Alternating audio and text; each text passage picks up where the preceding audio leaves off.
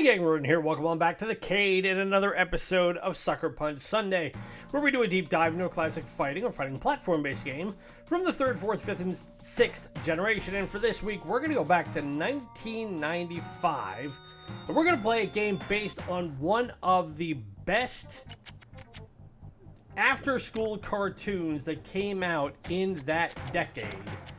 And it's right up there with shows like Batman the Animated Series, and ones that really gave kids a more mature spin on what was traditionally a very bubblegum, saccharine sort of fare. We are going to play Gargoyles, and it is based off of the eponymous Disney series that ran from 1994 to 1997. Now, if you're not familiar with this series, it is up there with series like Batman the Animated Series, of which this draws a direct correlation because writers who were on that original season of Batman the Animated Series ended up coming over to Disney and creating this one. Now, how this game works, and in play testing it, that was part of the problem I found going into it, is that like most games of this type, I'm going to pause it really quick just because I don't want to get bombarded by catapults and whatnot. So, as I was saying, the thing this has in common with Batman the Animated Series is the subject matter, because it's a bit more mature. It was aimed at older kids while giving you the impression that it was designed for younger kids. But the other thing is that along with games that also came out from Disney and Buena Vista at this time in the 90s, you have comparable games like Aladdin and The Lion King, and even games like Earthworm Jim, which are similar action platforming type games. And obviously, we've played Earthworm Jim, or I should say, Earthworm Jim played me a couple of weeks ago. And there are two correlations you can pull from a game like this. And in playtesting it to make sure it was one that we could feature this week, I came to a similar conclusion, in that one, the animation style in this, as you will see, is really well done for the time. It's very much in keeping with the artistic style of the game, and two, it's bloody difficult. Like Earthworm Jim, it doesn't hold your hand, and like Aladdin and Lion King, depending on who you talk to, those games are both amazing to play and controller smashingly frustrating at times. This game is not without its foibles, I will grant you, and as we go through, I will hope to take that further in depth. But how this game, what is based off of the series is that the Gargoyles are exactly that. They are magical creatures who have been were part of a castle from Nordic Viking times. And a spell had been cast on them that froze them in time at their castle. And then what happened was, 1,000 years later, in 1994, a billionaire named David Xanatos purchases the entire castle, has it transported to his New York skyscraper called the Erie Building, and it becomes the capstone on top of this skyscraper.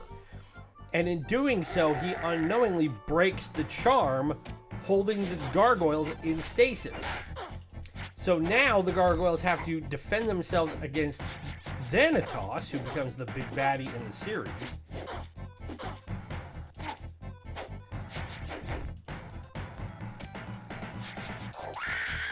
And also, they have to adjust to living in a world that's 1,000 years beyond what they're used to. So there's a lot of mysticism involved, there's a lot of magic involved, there was a lot of Shakespeareanism that got brought into it in later series. But it did go into areas that most people would not think you would see in daily afternoon cartoon fare. Now, the character we are playing is the main protagonist in the story. He's the chief of the clan of Gargoyles, and his name is Goliath. And as you see, Goliath can climb walls. Your C button is your attack, And then you can also do a grab attack, and then there's a way that you can break down walls and do other stuff as well. The controls in this game are not very easy to manipulate. I will say that right now. Now, one of the things you can do when you jump, you can also hold the button again and do a bit of a hover attack that gives you a little bit of double jump. It's not always easy to pull off. And as you see there. Now, if you look down below in the left-hand corner, you see the green bars, obviously, are life bar. Next to it, you will see a V. That's a Roman numeral. It means, in this case, V is obviously 5 if you know your Roman numerals. That's the number of lives we have. So each time we die, that will tick down 1 until we get the game over. Now, you can't continue in this game. I don't know how many continues you can get. But that's where stuff like the double jump comes in handy, is that if you've played games like Castlevania Symphony of the Night, a lot of these controls are going to make sense to you because it's similar, or even Ninja Gaiden, in that, whoop, duck,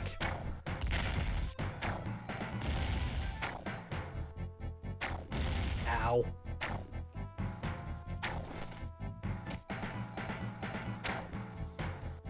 you don't want to get hit by that giant ballista, I can tell you that for a note.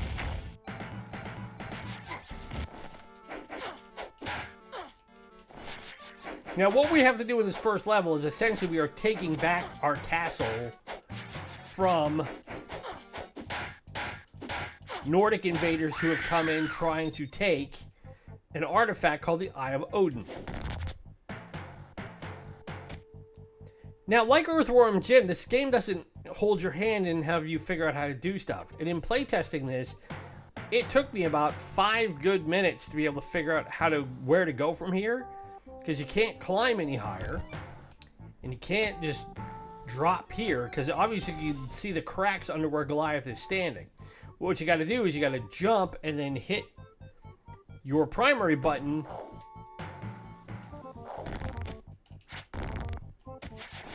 and in doing that you can break down the wall.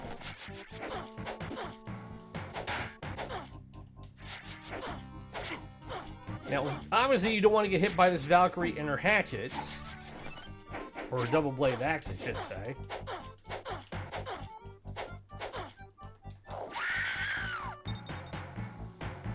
And that drop attack can actually come in really handy. When you pick the shield up, you are temporarily invulnerable.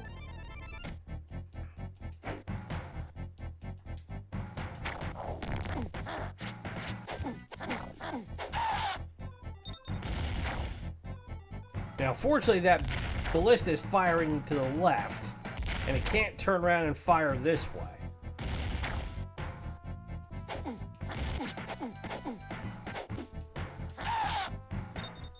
But I will take out the dude swinging the hammer. Now, these grails that you pick up, I don't necessarily know what benefit they serve, other than they may get you points, but as you see now, we've gained an extra life, which is going to be helpful for us. And something else to bear in mind is that there's no timer in this level, which is also fun, because that way we're not up against the clock. And there is a little bit of puzzle solving and stuff like this, so the obvious thing you can see here is that there's a counterweight that if I grab it, it opens up the door. But I got to be careful because I don't want the gate to come down on top of me.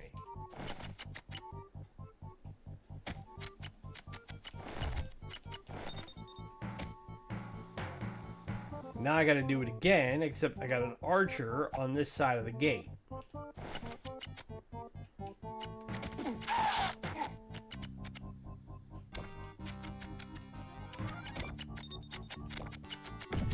Now I got to be careful here because the stuff that is dropping is hot lead. There are guys up top who are dropping it out of jars.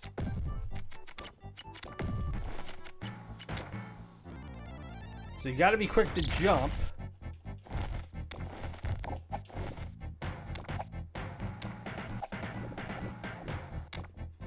As you see, he can climb onto ceilings. Then you got to be careful, only because, whoop.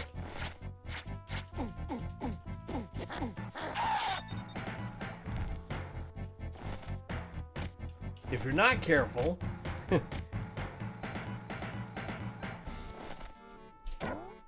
you can find yourself landing right on top of an enemy.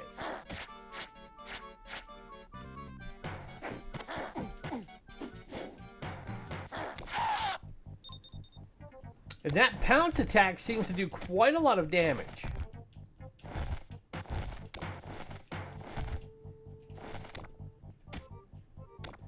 Now, this game, when it came out, was really well received by the critics.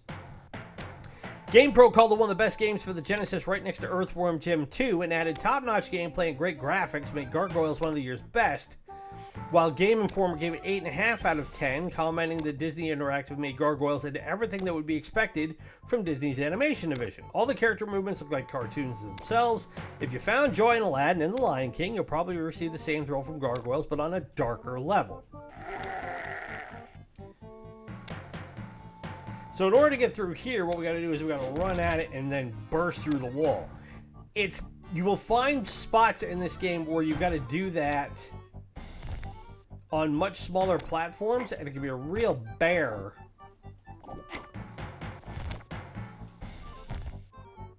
to try and get past it.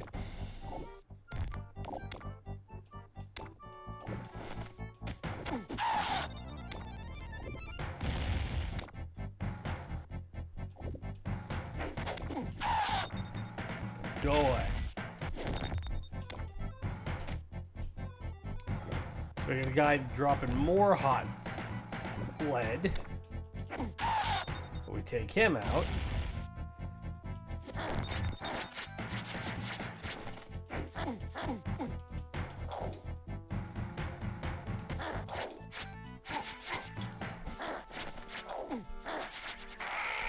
And we got surrounded and taken out.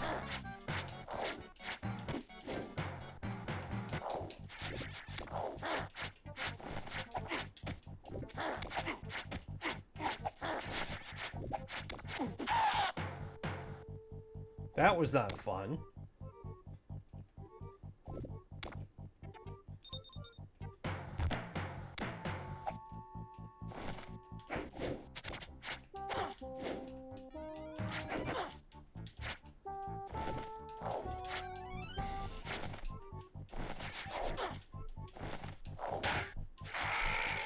Yeah, and once you start getting hit a lot, it can get real easy to just have your health whittle down to nothing.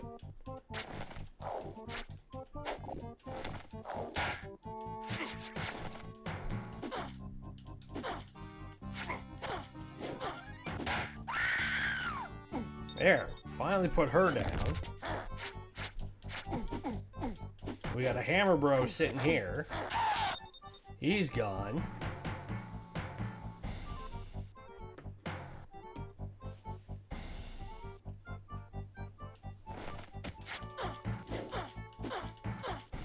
We got another Valkyrie here. But luckily for us, we had her basically cornered in.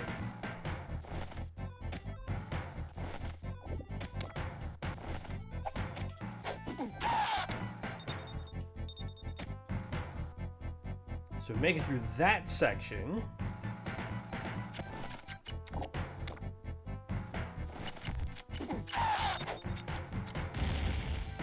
It's worth taking him out just so you don't get dumped on. Now these little fire shoots you're seeing here on the wall, you don't want to hit those either. Those will damage you.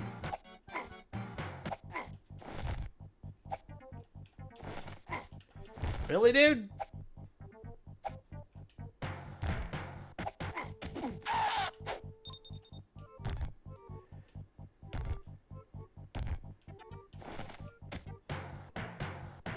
So we got to do the drop down again. And I go busting through this wall.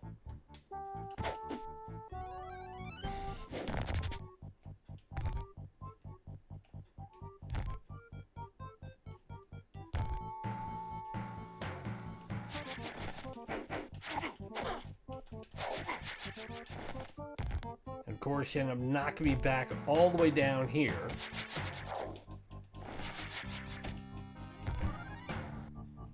You know what? I'm not even going to mess with them. You don't have to. You're not required to take out every villain in the castle.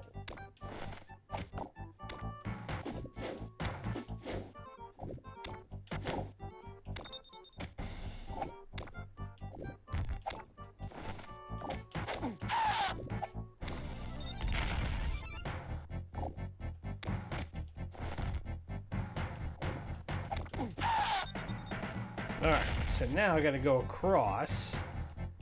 Take that archer out. Ow.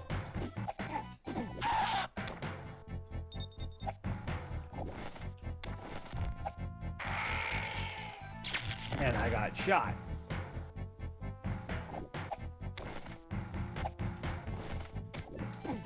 But there is a benefit, again, to not just immediately steamrolling through everybody and kind of picking your battles in this game. Now, I should be able to go through this wall. Except I don't have enough speed to get over there.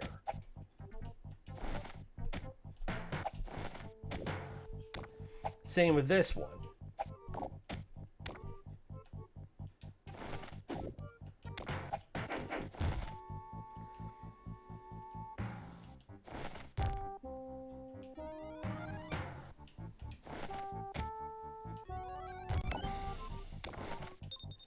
I'll pick up that grail really quick.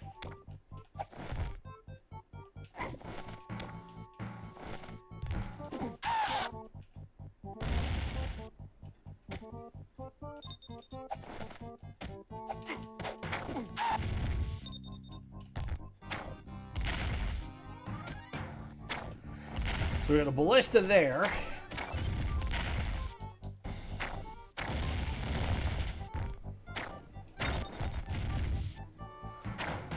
Now this part is going to be really tricky. Because going up these towers, we've got ballistas firing in both directions. If we stand where they impact, we're going to get obviously hit. We're going to lose a ton of life.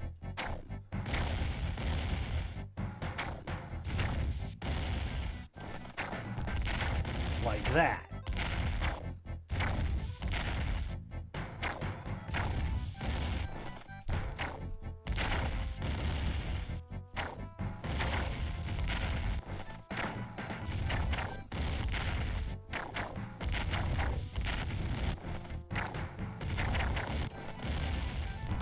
Oof. And right here is a pain because you just absolutely get sandwiched.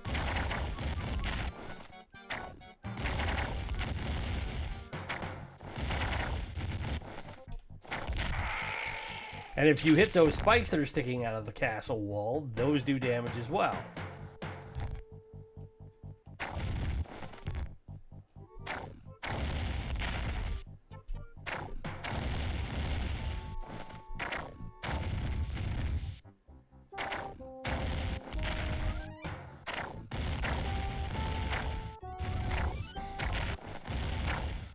So you gotta be quick, you gotta duck down.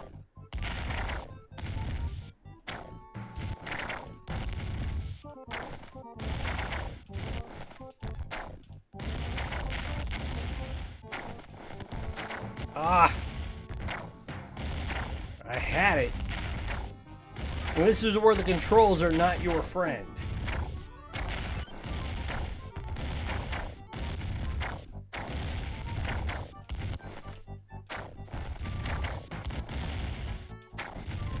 Ah! I gotta start all over again.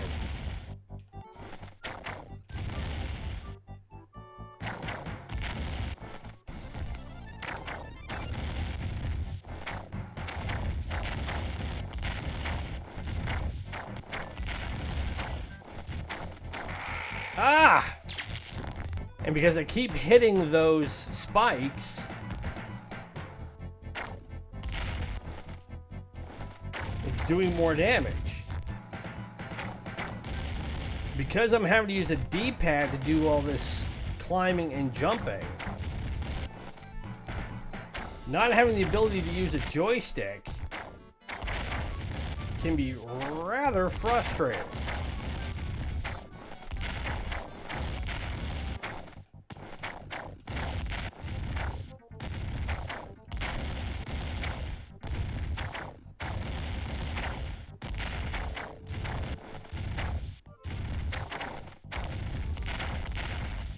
And you get knocked down again. So I'm down to my last guy. And I still have to negotiate my way through here. And you have to be quick. Once you get past this spot, you can't afford to dawdle.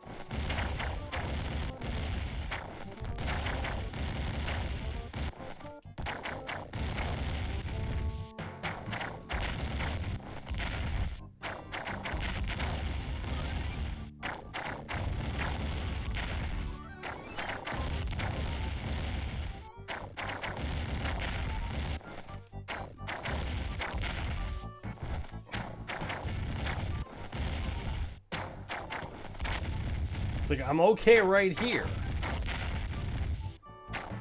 For some reason, that bolt is not scorching my backside.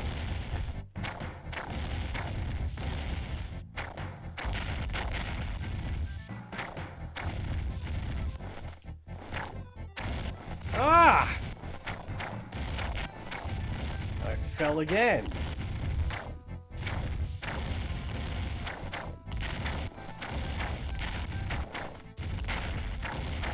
Well, I hit one more time and that's it. Game over.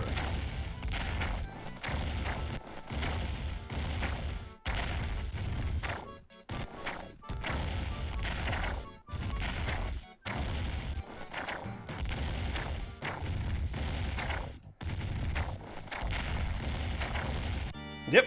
Yeah, that's it. So, I mean, we're at 23 minutes as it is.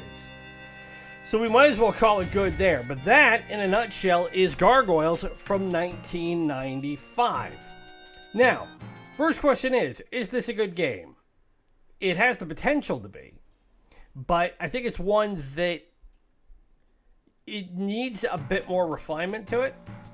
And that whole corridor right there, to put that in the first level, that's like Dark Souls brutal.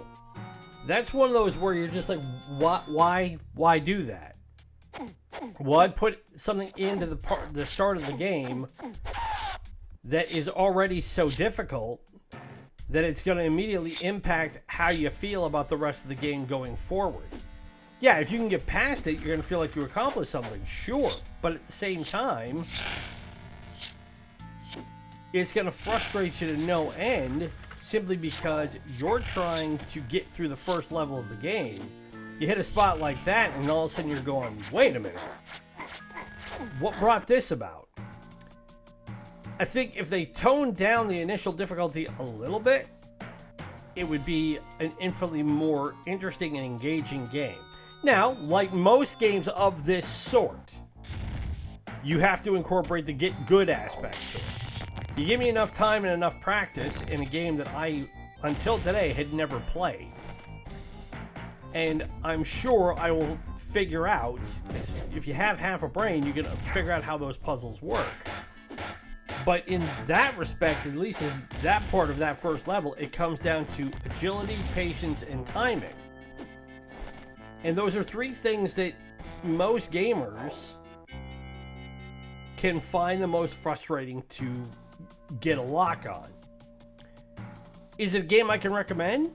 Yeah, I honestly can, because if you're looking for a throwback game that does have really solid animation and really good graphics, the graphics are not obviously earth-shattering, but can I say they're any better or worse per se than Symphony of the Night?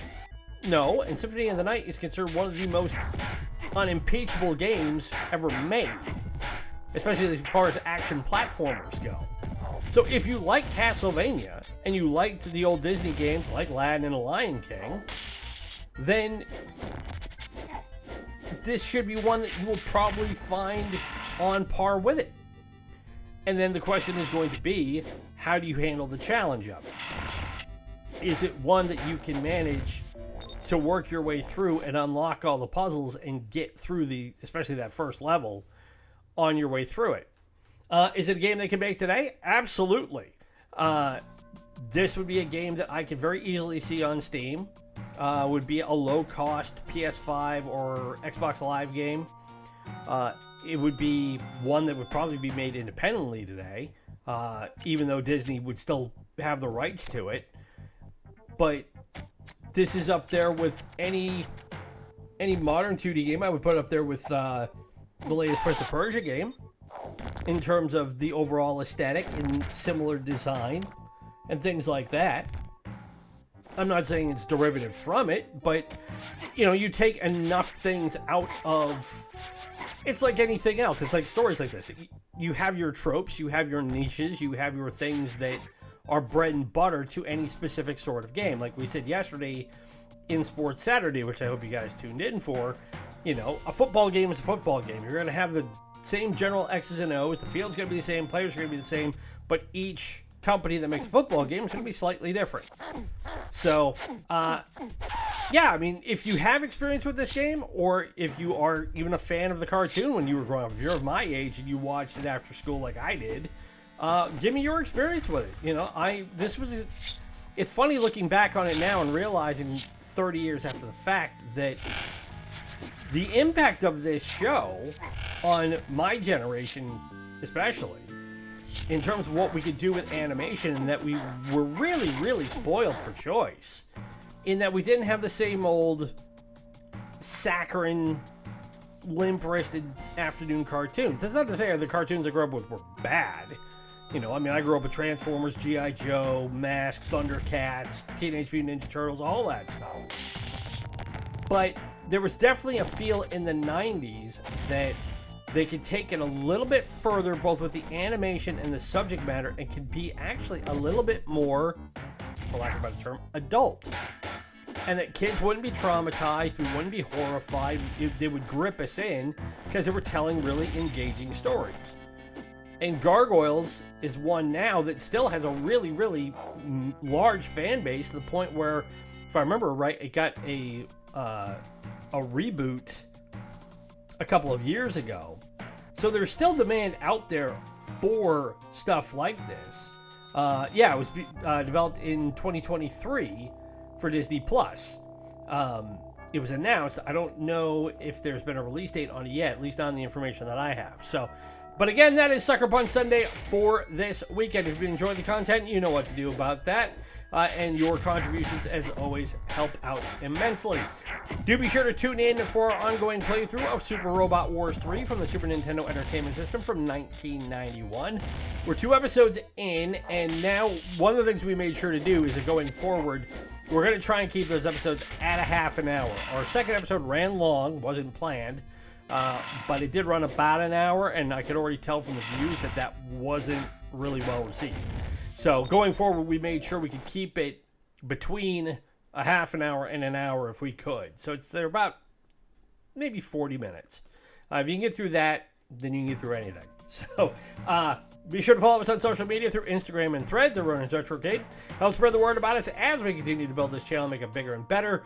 As always, my name is Ronan. It has been great to spend this Suckerpunch Sunday with you. Be safe, be well, happy gaming. We'll talk to you tomorrow as we dive back into Super Robot Wars 3. Bye.